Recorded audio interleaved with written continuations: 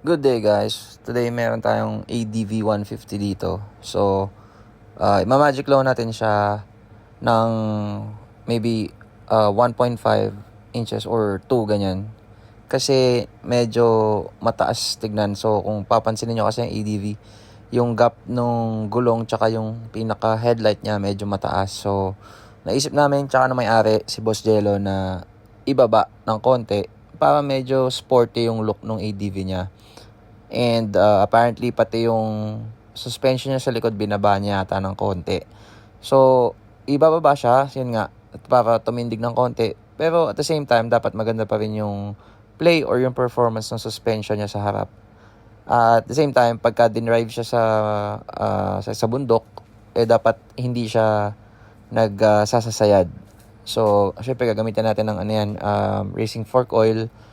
Tapos, yung proper na pag magic low para hindi ma-compromise yung performance ng suspension niya. And syempre, yun, proper tools para mas madali ang trabaho at saka hindi makasira ng parts. So, yun. So, ang ending nito, drop nitong ADV niya is 1.5-ish, ganun. Para sakto. Ayan guys. Puted na ako, men. Abot na ba? Oo ba?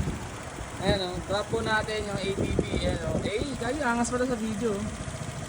Nakadrop yan ng mga 1.5 guys. Para medyo tumindig.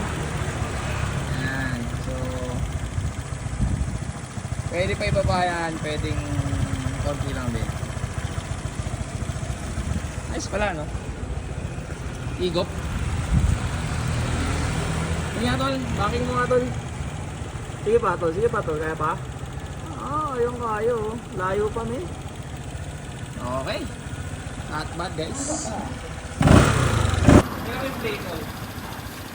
I-shock mo sa harap. Okay. Bounce check. 6 full.